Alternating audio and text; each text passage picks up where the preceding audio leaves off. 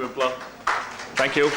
And a huge warm welcome to EdX. This is almost like a dream come true. When Vipla and I kind of dreamt up of this 6-7 months ago, and we said, let's think wild. Who all can we get in the room?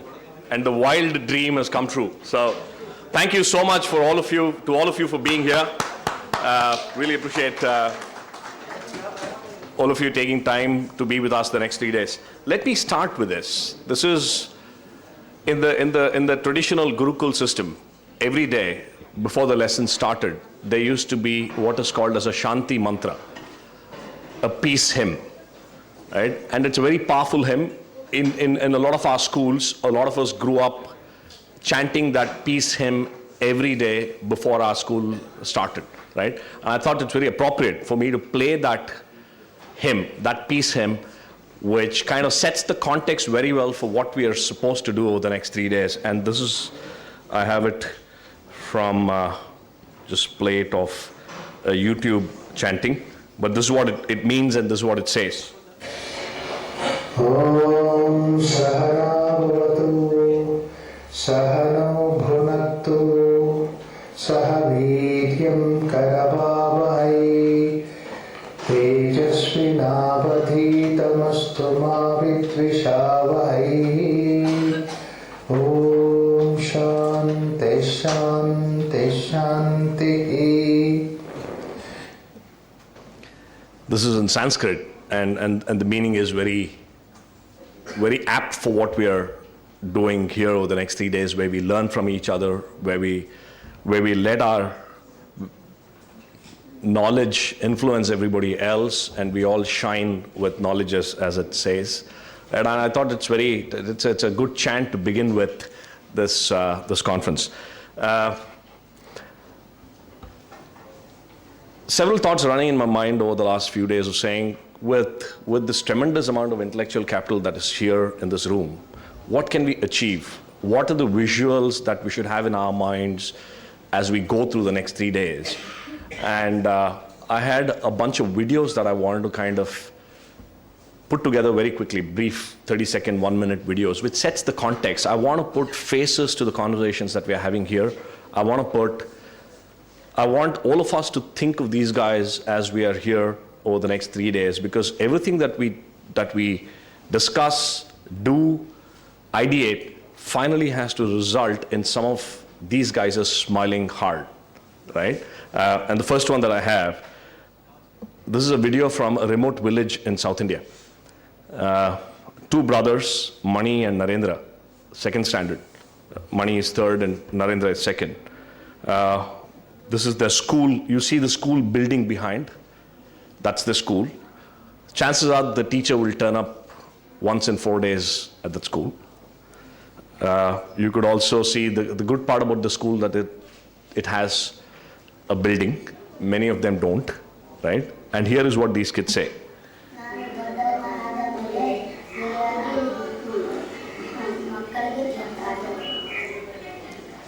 Okay, so these kids, we had to cajole them to speak on the video, and they're saying, when I grow up, I want to teach in a school. That's what they're saying in Canada, right? The point that we need to think about is, how can we help kids like this finish schooling and get onto colleges? Today, the rate is 1 out of 10 such kids finish their 10th standard, right? 0.2 of 10 such kids go on to complete their college, right? Now, how can we increase that number? How can this group here think of ways in which we can increase the probability that they'll finish schooling? Same village. This is a girl in the 6th grade in a government school. Again, just watch the lady who's there at the backdrop of the video. Chances are that she's never ever even heard of a school in her lifetime. And this is a kid who's actually managed to get on till the 6th grade in the village school. And again, it's interesting.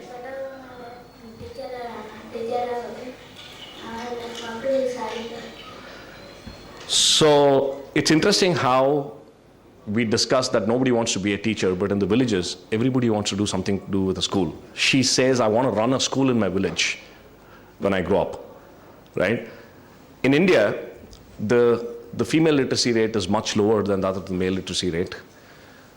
If the kids in the earlier video had that amount of chances to finish schooling, this girl would have probably half that chance to finish schooling. So again, what is it that we can do to ensure that we increase that ratio up over the next many years if India has to redeem on its pledge of being the economic superpower that it wants to be. Cut to Bangalore. This is Arjun, who studies in a private school, 6th standard. My name is Arjun and I'm studying 6th standard in Kumarins. When I grow up, I want to become a scientist as I'm very interested in physics. I want to discover new things and I want to know more about the universe. I would assume that 9 out of 10 kids would say this in the 6th grade, but when they come to the 12th grade, they're all saying, I want to be an engineer or a medical doctor, right? Now, today, the employability of engineering grads is less than 20%. We have more than 1 million seats in our engineering colleges, and it's become such a pump drawing in everybody else where they forget that careers, alternate careers exist, right? And I think that's a huge issue for us in the higher education space of saying, how do you let people pursue their dreams? How do you then bring this employability aspect touching every aspect of a graduate? So can we kind of work towards abolishing the term employability in the next 10 years? Can we have a conference on education without the term employability being mentioned even once, right? Is that a dream that we should all think about? Chandru, and I'm coming to the employability aspect, Somesh, who's a commerce graduate from a Tier 3 city, from a local university. I want to become to construct houses for poor people with less money. From 20 years in India, we should be like no huts to construct houses for poor people in every way. My aim is like that. So Somesh graduated and does not have a job. He's doing these odd jobs, keeping accounts, books of accounts for small traders in his village, but he has a dream. He wants to become an entrepreneur. He says, I want to be able to construct low-cost housing and abolish huts in the country. Now, how do we enable our education system to kind of instill that spirit of entrepreneurship in each and every one so that the power to transform India is just not residing in an elite few at the top, but percolates right to the bottom. And that's a thought that I want to leave with you guys. This is another video. Ramesh is another extreme. If you were to define the extreme of unemployability, Ramesh should fit the bill. 18 years of age, never held a pencil in his life, never ever has seen the inside of a school, no skills to boot, works as a cowherd, earning about 10 rupees a day on good days, and gets about 100 such days in a year, right?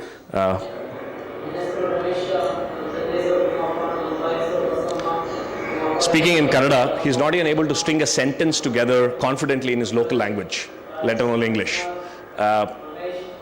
right? Classic tale, landless laborer dad, 12 kids, 12 siblings. We estimate that there are about 25 million such youngsters in India, right, who have 0 to 5 years of schooling, the classic definition of the vulnerable society, right? These are the images that I want all of us to reflect on. And if we were to believe that we can make a difference. I'm a great fan of this movie, Kung Fu Panda. I watched it maybe 40 times over the last 2 months because my son loves it. He refuses to have breakfast, lunch, or dinner without watching Kung Fu Panda. And every time I see the movie, a new philosophical meaning emerges. And one message that I take is all about this belief. Can we believe that we can make a difference? If we do, we can. And I want to just end with a story about how we believed 4 years ago and the miracles that we've seen happen. I just want to share that with you. Ramesh, 4 years ago, a few of us went to the villages. Ramesh was one of the people that we identified. We said, let's do an experiment at the extreme of unemployability. Let us pick up people like Ramesh and see if we can ever make a difference to their lives. So we convinced their parents, we paid these parents $10 a month to let go of their sons and daughters as stipend. Ramesh came with us, stayed with us in Bangalore. a young colleague of mine with no background in training decided that I'm going to quit my job and live with these kids, and let's see what transformation can happen. And we began a training, we put together a training curriculum on the fly. None of us came from anything to do with learning or training. And the only thing we believed was in belief, saying that we believe we can make a difference. And in 7 months, I just want to show you the same Ramesh after 7 months. I'm Ramesh Maplachur. When I was in my village, I did not know how to write even my name in Kannada. In my village, I always wore dhoti. I never traveled on the bus. I did not know what's the time and what's the watch.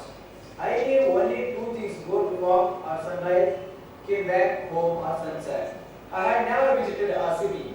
I did not know about city life. When I first came to Bangalore, I could not speak to anyone. And I also scared to touch a computer. When I started to learn in English, I was so scared because I did not know how to write ABCD. After the 7 months, I can type minimum at 40 words per minute. A month ago, I went to my village for my brother's wedding. My mother told me, "Please sir, come and have a seat." She did not recognize me. She asked, "Who are you?" I told her, "I am Ramesh, your son." As she did it, then I showed my ID card on which earlier photo was there. She looked at the photo for a while and hugged. And after every moment she cried with the tears of happiness. I never can forget that experience. Thank you. Ramesh now works as a team leader for a rural processing center we've set up in his village, earning 12,000 rupees a month. Right? We want to see, we have a mission, this is called Head Held High. We have a mission to take this to 2 million kids in the next 10 years. We've just completed another 400 kids whom we have transformed in this manner in various villages. And when I look at anything to do with what we're discussing here, my mind goes back to this. So saying, end of the day, stuff that we talk and discuss and we ideate here, can it have this level of impact? Can we then say, can this group that is sitting here, and we all know, it's an issue of scale. 1 Ramesh I can handle, 20 I can handle, but what do you do with 25 million Rameshes? What do you do with 200 million kids in school, right? This is the diversity we have as a nation, right? And I believe that the power that resides within this group here can come up with solutions that can make this look easy, right? And that's the belief that I want to live you guys with, and I want to take this at the end of the conference. Can we have, and we have such an eclectic group in this. We have education researchers, entrepreneurs, investors, educationists. I don't think I've ever attended a conference that has this sort of a mix, right? And I think that's the beauty of EdX. If 5 years down the line, if one of us in the room can put up our hand and say, you know what, EdX 2012, I got this idea there, and this is the impact I've made, I think we've served our purpose as a conference. So I'll just end with this. Last year at Edge, when I was getting the Young Edge Award here, I'm sure John Lennon would be turning in his grave, but I paraphrased, I kind of stole his poem, Imagine, and put a spin on that. And I just want to leave you guys with this poem just to end. And I talked about imagine no exams, no more rote lessons, kid having fun learning, continuously improving. Imagine no illiterates. We have a way to identify potential and build on it, harnessing it for the nation. I don't want the conference to vanish in 2 minutes. But if someone can croon for the last one, I'd love to. Imagine no word like employability. Everyone gets the career they desire, no pressures from peers or parents, and the industry is happy. You may say I'm a dreamer, but I'm not the only one. There are 120 of us in this room, right? And I hope everybody will someday join us. Thank you so much. Have a rocking conference.